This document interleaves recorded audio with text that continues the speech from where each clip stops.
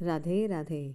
आप सभी श्रद्धालु भक्तों को माघ मास शुक्ल पक्ष की पावन जया एकादशी की हार्दिक शुभकामनाएं।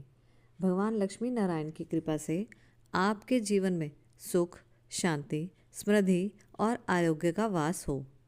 माघ मास के शुक्ल पक्ष की एकादशी को जया एकादशी भी कहा जाता है।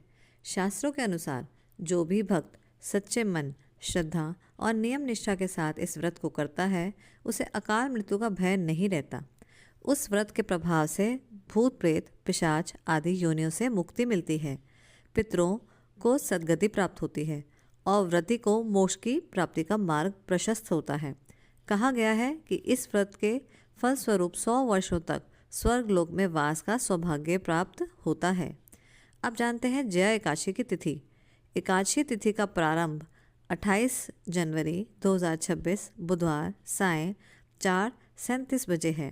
एकादशी तिथि की समाप्ति 29 जनवरी 2026 गुरुवार दोपहर 1:56 बजे। सूर्योदय व्यापनी एकादशी होने के कारण इस वर्ष 29 जनवरी 2026 गुरुवार को जया एकादशी का व्रत रखा जाएगा।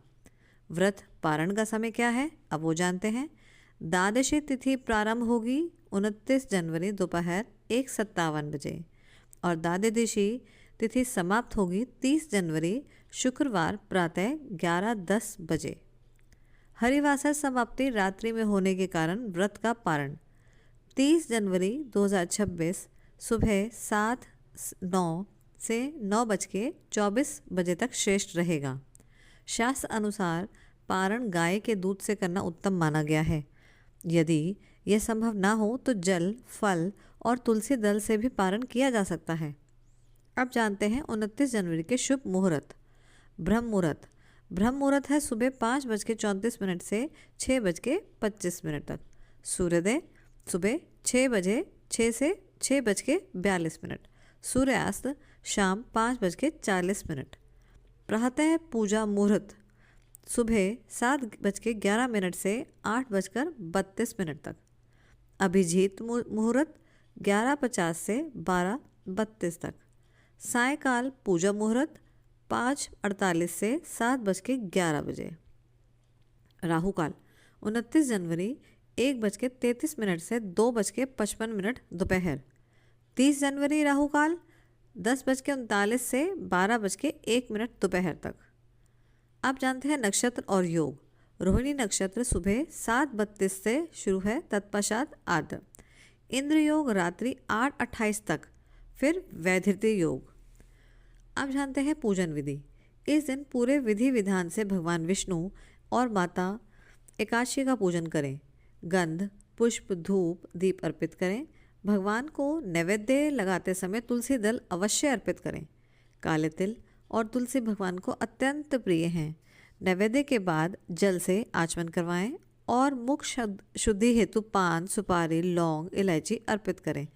दान दक्षिणा अर्पित कर एकादशी व्रत कथा का श्रवण करें तथा आरती और निरंजन करें। व्रत के नियम।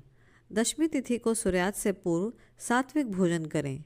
रात्रि में ब्रह्मचर्य का पालन करें। एकादशी के दिन स्नान कर संकल्प लें।